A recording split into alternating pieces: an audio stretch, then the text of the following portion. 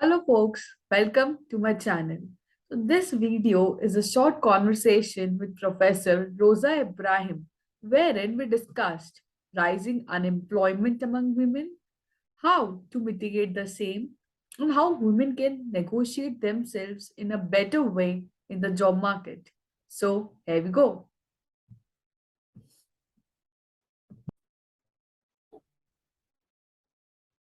So first of all, welcome to this conversation and thank you so much for accepting my invitation. So beginning with, I would like to, yeah. So beginning with, I would like you to give a brief introduction of yourself to the audience. Sure. So I'm Rosa Abraham. I work as an assistant professor at the Center for Sustainable Employment in Nazim Premji University. And my work largely focuses on issues related to women in the workforce, specifically what affects their labor market participation, the sort of issues around measurement of women's work, and the impact of major life events on women's workforce participation. At the center, we've largely been working on a number of issues related to the labor market in India. And every year or so, we bring out something called the State of Working India report. And the most recent of that has been a State of Working India report looking at the impact of COVID on the Indian labor market. So that's largely a short introduction about me and the kind of work that I do. Yeah, that's great. So my first question to you is, according to one study, women employment after the pandemic fell down to whooping 19%. So what do you think are the factors responsible for this? So just to clarify that women's labor force participation to begin with has always been very low in Indian context, especially when you compare it not just against men, but when you look at it with regard to women in other countries who are at similar levels of development, say Bangladesh or Vietnam. So even before the pandemic, it was very low. So it was around 21% and slightly lower for urban areas and a little higher for rural areas. During the pandemic, there was not a huge change in the workforce participation rate. During the lockdown, of course, there was a huge fall, but that was seen for men as well. But then there's been a quick recovery. But we also need to keep in mind that sometimes just looking at employment rate might not give us the true picture. But what we did see really is that there was a massive exit of women from the labor force during the lockdown time. So in the few months after the lockdown, specifically say June, July, August till September at least, there was this huge withdrawal of the women from the workforce. And there are a number of reasons that have been discussed around this. So some of this is evidence that comes from secondary data. And the other part of this is, there have been a lot of qualitative studies. People have gone and spoken to women workers and tried to get their understanding. So major insights from these studies, and this is also work that we have done, is to find that, of course, because of the lockdown, there was huge, shutdown of all things. And one of the most important of this that affected women was the shutdown in schools and care services, right? So the moment that childcare burden is now, there's no sort of other option.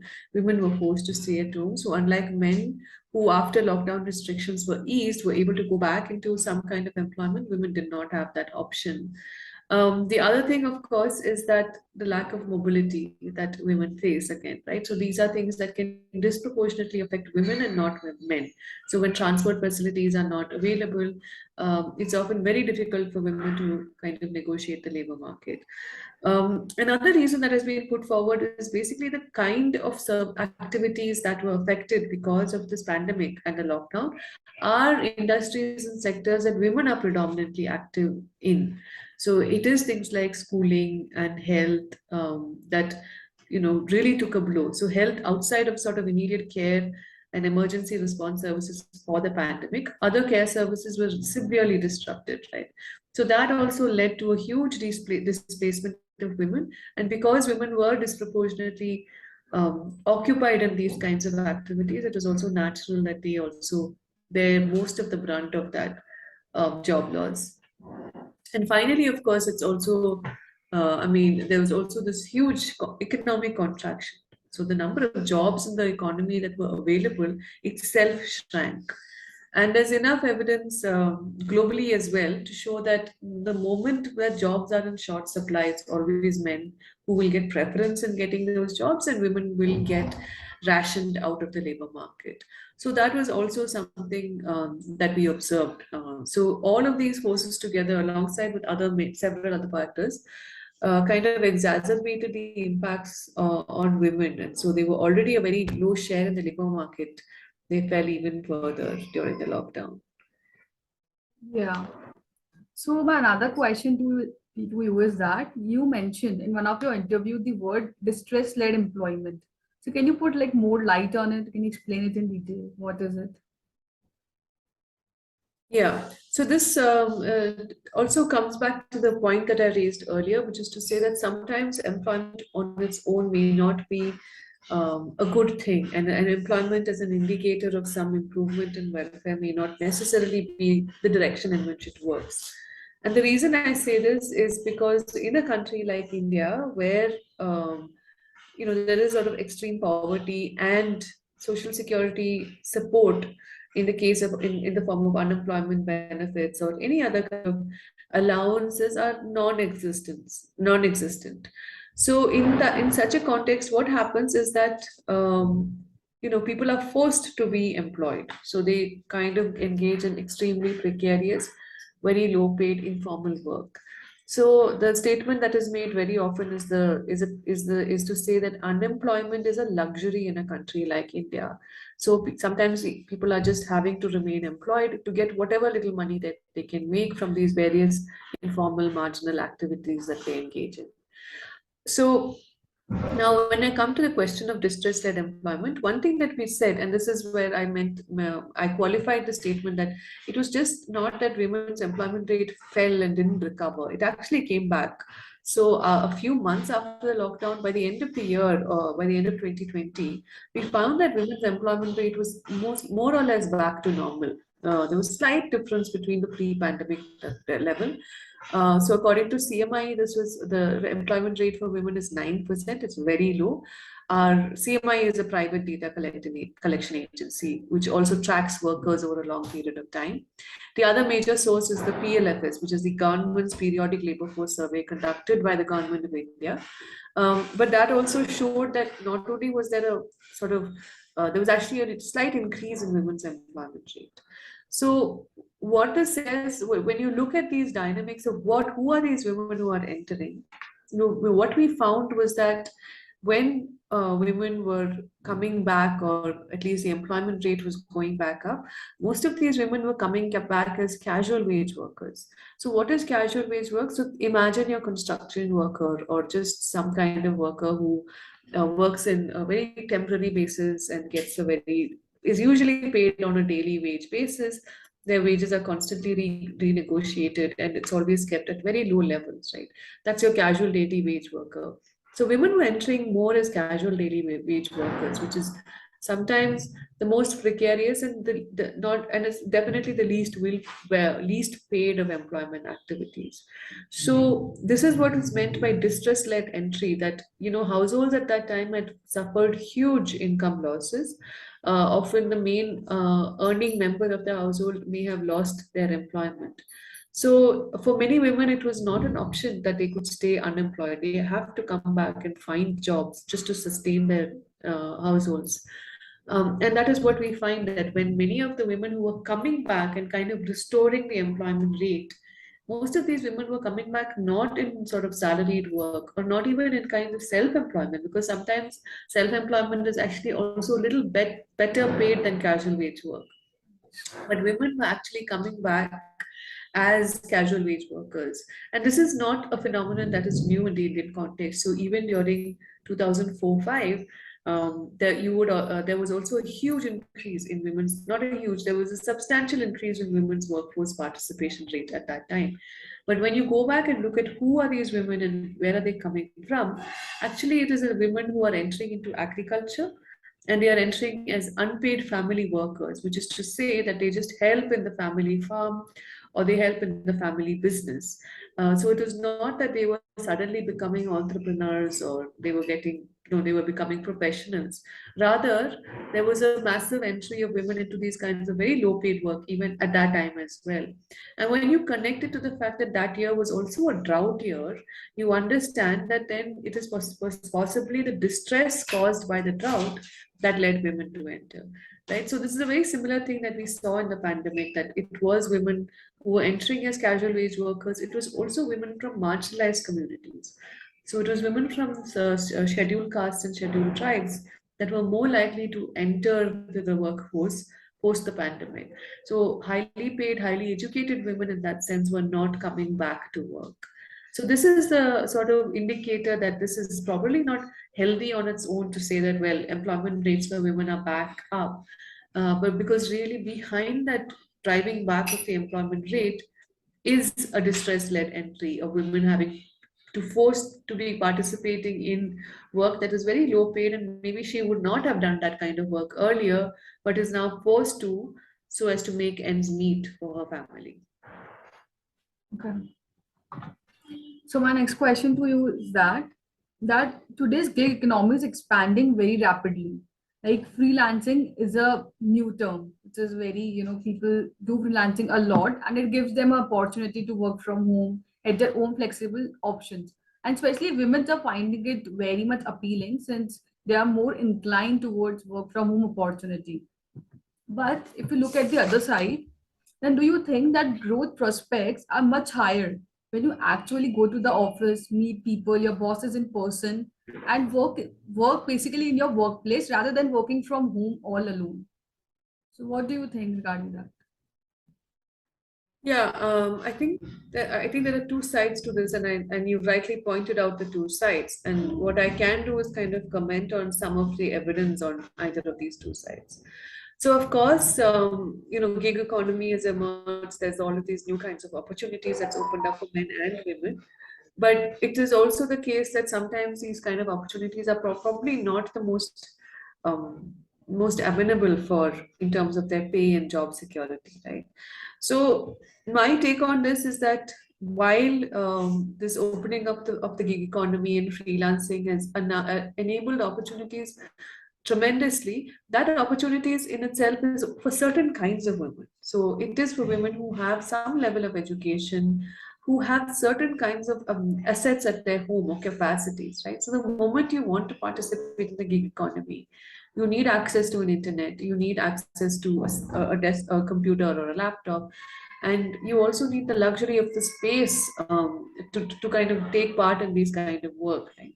So for women, sometimes that is not an option, that is not available. So women's actual digital inclusion is also very disproportionately low compared to men. Most women do not have access to a smartphone, a phone, or they don't have access to the internet via their phone or any other devices. So in that sense, even though these opportunities have opened up, it's not a sort of equal opening up of opportunities. And so that is why I would put err on the side of caution to when we talk about these gig economies as enablers for women. Of course, in the sense that they provide flexibility and women can stay at home and work, it is great. But sometimes they are also fairly not they're not very well paid, and they also only include certain kinds of women. So it can be very exclusionary in the kinds of jobs that is being created. Further, like you said, I think the whole aspect of going out of the house and accessing a job outside of home empowers women, is empowering on its own.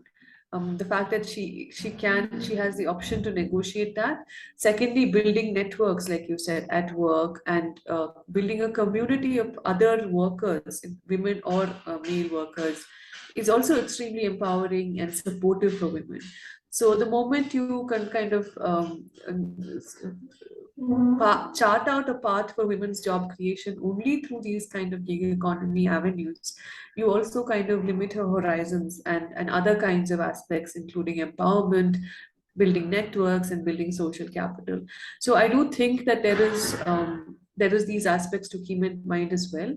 Further, if you see, just look at numbers related to, well, what does it mean to be salaried in a salaried man, and the best salaried man and women compared to being in a self-employed entrepreneurship kind of capacity, right? So what you see, so if you look at the richest or the highest decile, which is the top 10% of the salaried group, you find that there's more or less parity between men and women. They tend to make very similar amounts in terms of monthly earnings. But the moment you look at self-employment, so which would come to some extent as this kind of gig economy work and so on, could feature as self-employment, you find that even at the top, there's a huge disparity, which is to say that women make very much less compared to men. Of course, women do make higher simply because they're at the top decile, but that even when they're at the top, they are very different and much below what men can make. Right, so you can think of this as sort of a ladder. And so, in terms of salaried work, both men and women, once they climb up that ladder, they're able to achieve parity. But for in self-employment and these kind of entrepreneurship activities, both men and women climb up the ladder, but even when they're right on top, they're very different in terms of how much they can make. So it kind of also points towards limitations in self-employment, breaking a lot of these barriers and ceilings that women face. So there's this idea of glass ceilings, right? That women, after a certain level, they face a sort of an invisible ceiling beyond which they can't go, and men don't face any such ceilings, both in the kind of work they do as well as the earnings. What this indicates is that this glass ceiling is not even a glass ceiling in things like self-employment. It's probably a concrete ceiling that women are just not able to go beyond a point. So that's why I would always err on the side of caution and the capacity of self-employment to generate good work. It is there. There are several cases of women, coming up as entrepreneurs. But I think the transformative power of this kind of employment for women is limited. In fact, so it is that sort of salary job, and having that kind of professional setup is hugely enabling for women, far more than it is for men, and far more than self-employment. Okay. So my other question to you is that despite several government programs and increased workplace inclusion, the employability of women remain a dismal statistic. You also even mentioned in one of your interview that women are 11 times more likely than men not to return to the workplace. So, what more changes should be brought in the country to increase women participation, both in terms of societal level and at government-led changes? Yeah. So the 11 times number that we had, so this was work with Sudbi Kesar and Amit Basole, my colleagues at the center, was where we had tracked women workers over, so we had got this Center for Monitoring Indian Economy, CMI's data set, which is a panel, which is to say that it interviews the same group of women over a long period of time. So what we found is that once women lost work during the lockdown, they were 11 times more likely than men to not return to work. So it was a lockdown specific phenomenon that once you lose work, you tend not to come back. But actually, if you look at, sort of non-pandemic and just general Indian, like normal economic times context, what we find is that there is this huge fluctuation in women's work, right? So once what happens is that men tend to enter the labor market and they stay employed. But for women, they enter, then they'll come back, then they leave, then they'll enter again. So there's a lot of flux. So there are women who may participate only once in a lifetime, and there are other women who are constantly in and out in various kind of informal arrangements. So then the point that this kind of makes is that, one, the fact that women are entering at least once, and this is the point that Ashwini Deshpande makes in many of her works, is to say that it's not that there is no overarching social norm against women working, because the fact that they do participate at least once in their lifetime indicates that they, if given the opportunity, they may well take place, they may well actually come in, right? So it kind of says, well, social norms may be only one part of the coin and may not be the only and overarching aspect that is keeping women out of work. And I'll comment more on that when I come to the societal issues. So this then points towards the fact that probably it's the lack of demand and the fact that there are not enough jobs, and this the fact that whenever jobs are in limited supply, men will get priority. So then coming to your, what is sort of the governmental imperatives for them to fix this?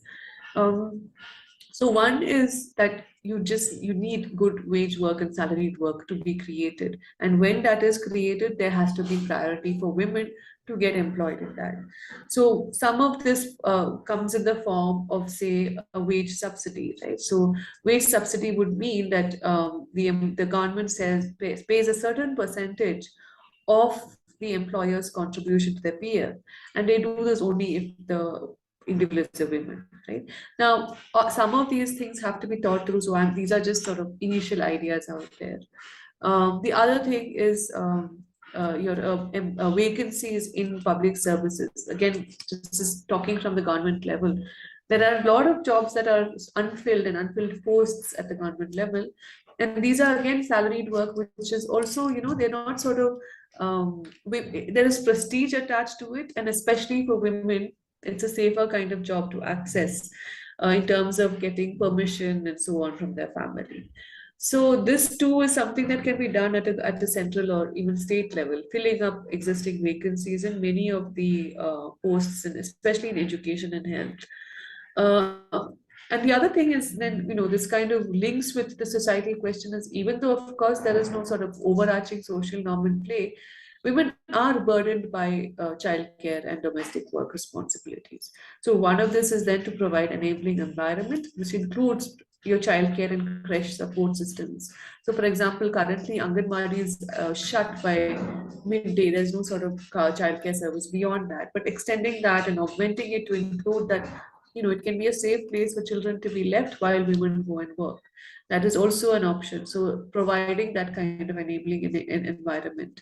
But I think all of this kind of the overarching thing is that we need to create more jobs, and when we do create those jobs, there has to be preference for women to access those jobs.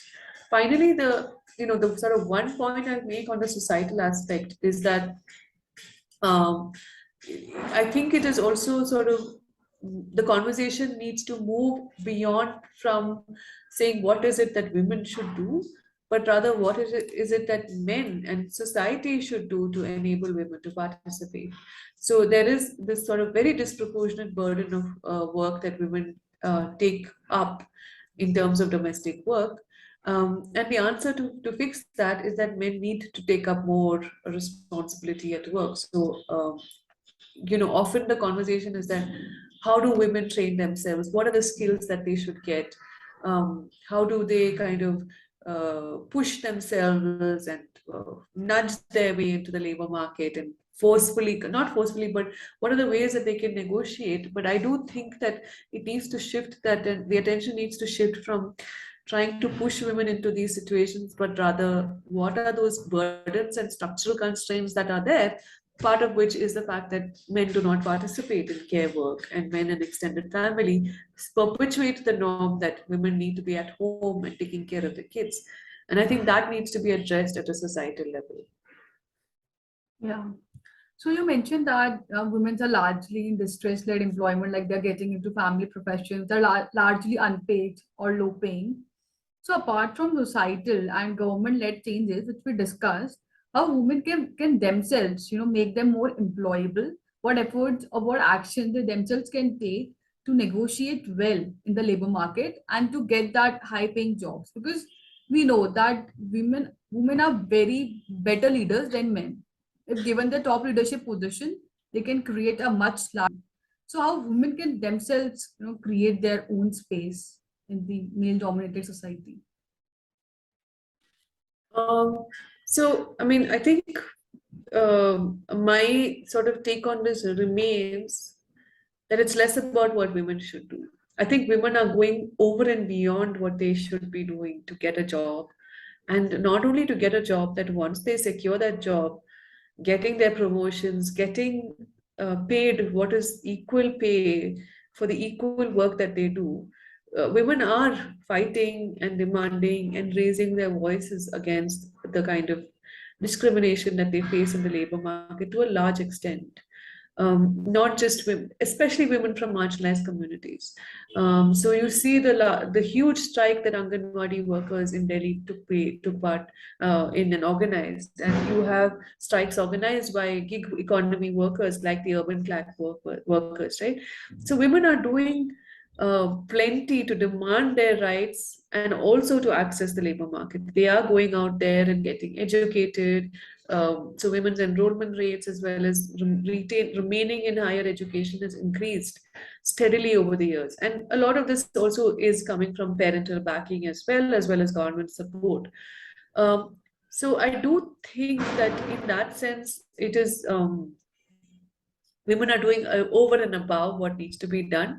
My only sort of take on this is in terms of as a professional or as somebody who is in employment, it is important for women and men to some extent too, although for them it's much easier to nurture a community around them. And that community is the sort of social capital in terms of networks of other women who are working and other professionals or any other kind of workers. So this is more from a salaried and professional worker um, context. So it is important to nurture that community and build that social capital.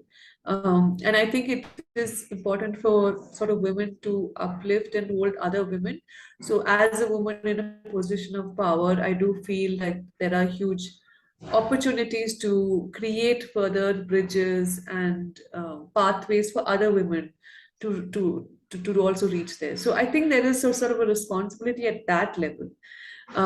But I do think really that women are doing a lot to make themselves employable, to negotiate things, issues around the labor market. And I think it's remarkable to see the amount that they are organizing against so many odds from their employer, from society, and from, just from society at large. So I do think the onus is less on women and more on employers, more on the state, and more on men and other families around women. Yeah, it's very right. Now, I would like to ask you one personal question, that which woman you admire the most, like somebody who's source of inspiration for you, and why? That's actually a tough one. I can't.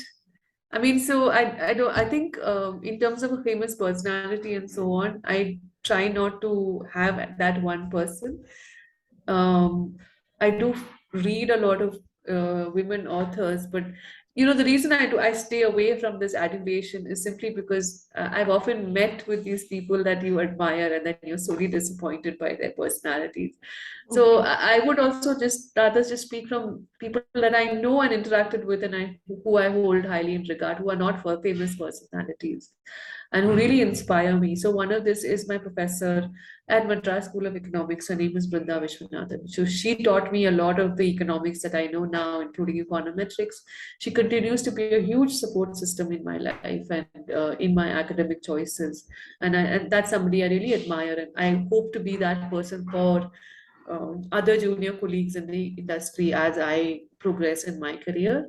And in a more peer context, my friend and colleagues would be Kesar, who's a lecturer at SOAS in London, is also somebody whose work truly inspires me, but also her academic integrity and her integrity as a person is also something that kind of is a benchmark that I set for myself. So yeah, I do think I think I'd rather like to have my heroes up close and people that I know personally. And so these are the two. I don't think it may resonate with the larger audience, but yeah. Marks the end of our conversation. It was very insightful and empowering. Thank you so much for having this discussion. Thank you very much for the opportunity to talk to you as well. And thank you for your insightful questions too. Yeah, thank you so much. Do not forget to like, share, and subscribe my channel for more such content. Thank you so much.